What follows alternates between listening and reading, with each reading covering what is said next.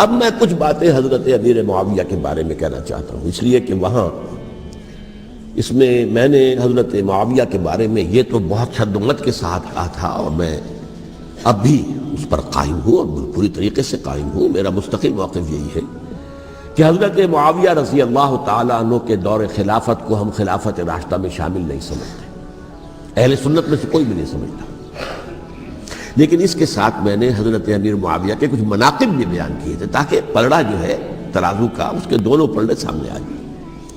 لیکن یہ کہ وہ حصہ میرے اس بیان کا نکال دیا گیا، ختم کر دیا گیا۔ یہ میں نہیں جانتا کہ اس میں کیا مصلحت دیکھی گئی ہے، اس میں تو کسی کے لیے کوئی معاملہ ایسا نہیں تھا کسی کے جذبات کو جو ہے وہ ٹھیس پہنچانے والا، کیونکہ میں نے کہا وہ خلیفہ راشد نہیں تھے، صاف میں نے کہا، بلکہ وہ دور ملوکیت کا آغاز ان سے ہو گیا ہے۔ بلکہ جب ایک صاحب نے یہ کہا کہ کربلا کے بعد سے دور ملوکیت آ رہی تھی، تو میں نے کہا نہیں جناب، دور ملوکیت تو 20 سال پہلے پوری ہو چکی تھی، شروع ہو چکی تھی۔ حضرت امیر معاویہ کے بھی 20 سال میں وہ دور ملوکیت میں شمار ہوتے، انہیں کسری العرب بھی کہا گیا، عرب کے کسریٰ، جو شہنشاہ ایران کا خطاب تھا، حضرت معاویہ رضی اللہ تعالیٰ عنہ کو کسری العرب کہا گیا، عرب کا کسریٰ یہ۔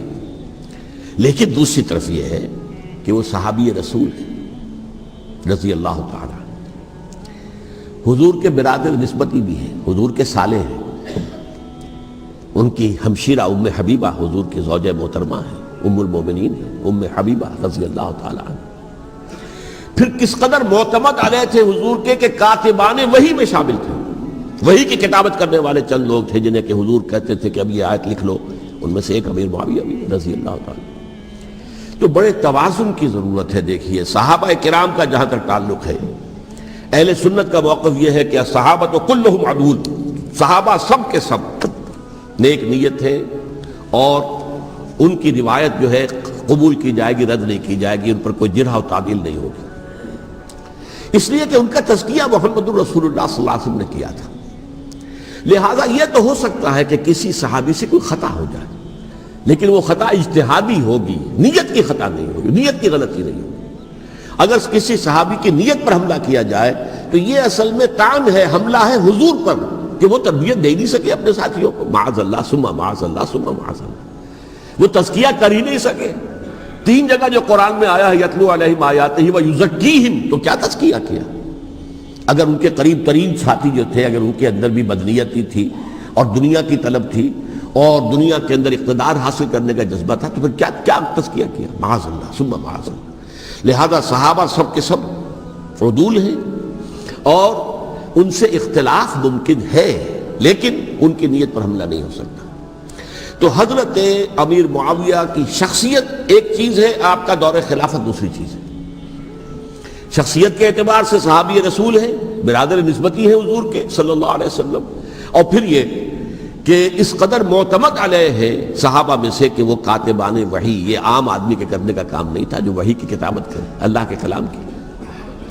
البتہ یہ ہے کہ جیسا کہ میں نے عرض کیا، ان کا دور خلافت راشدہ نہیں ہے، وہ ملوکیت کا دور ہے۔ یہ میں نے عرض کیا، میں نے ایک صاحب نے جب یہ کہا کہ ملوکیت شروع ہو رہی تھی، میں نے کہا شروع نہیں ہو رہی تھی، ملوکیت تو 20 سال پہلے شروع ہو چکی تھی۔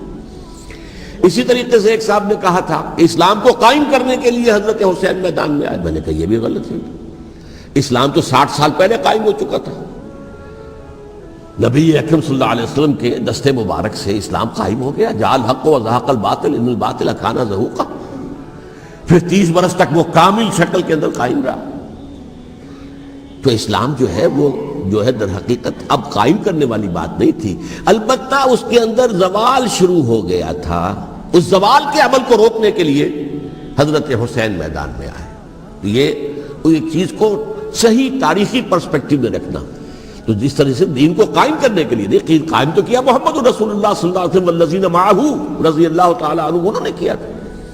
ہاں اب جو ہے وہ اپنی اس شاندار حیثیت سے نیچے گرنے لگا تھا، وہ میں بعد میں عرض کروں گا کہ میں نے اسے کیا عرض کیا تھا کہ یہ اس زوال کو روکنے کے لیے کسی طریقے سے یہ اپنی اصل حقیقت پہ قائم رہے، یہ حضرت حسین رضی اللہ تعالیٰ عنہ کی سعی تھی۔ اچھا، حضرت امیر معاویہ کے جو 20 سال ہیں وہ پورے امن، سکون، اطمینان، کوئی جھگڑا، کوئی فساد، کوئی اختلاف، کوئی باہمی فانت، کچھ نہیں۔ 20 سال.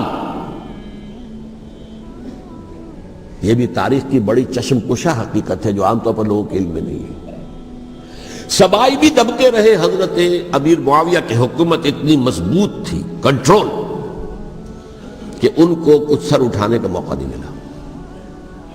موجود تھے, دبکے رہے. جیسا کہ میں نے کہا, ریولوشن کے آخری مرحلے پر آ کر جو مخالفین ہیں وہ دب جاتے ہیں کہ پھر دیکھیں گے موقع ملے گا تو پھر لیں گے ان سے حساب کتاب.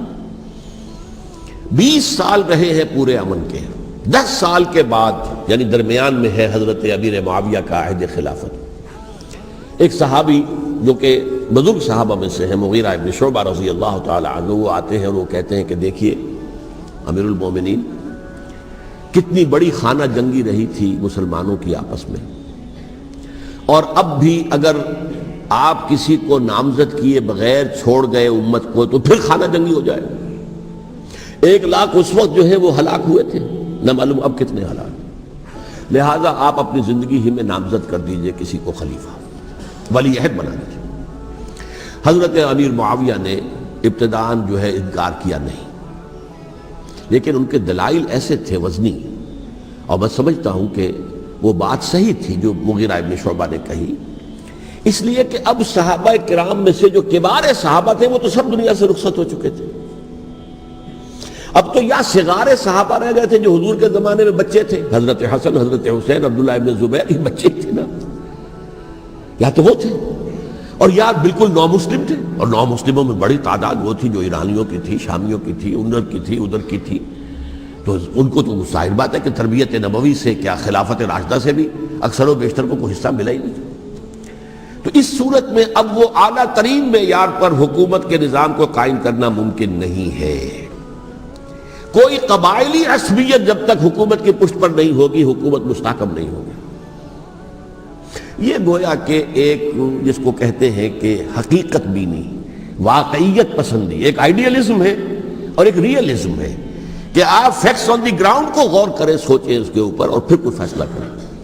اس اعتبار سے پھر حضرت امیر معاویہ نے بات مان لی اور بیعت لے لی لوگوں سے حضرت یزید کے لیے کہ یہ خلیفہ ہوں گے میرے بعد. اس کو ولی عہدی کہتے ہیں.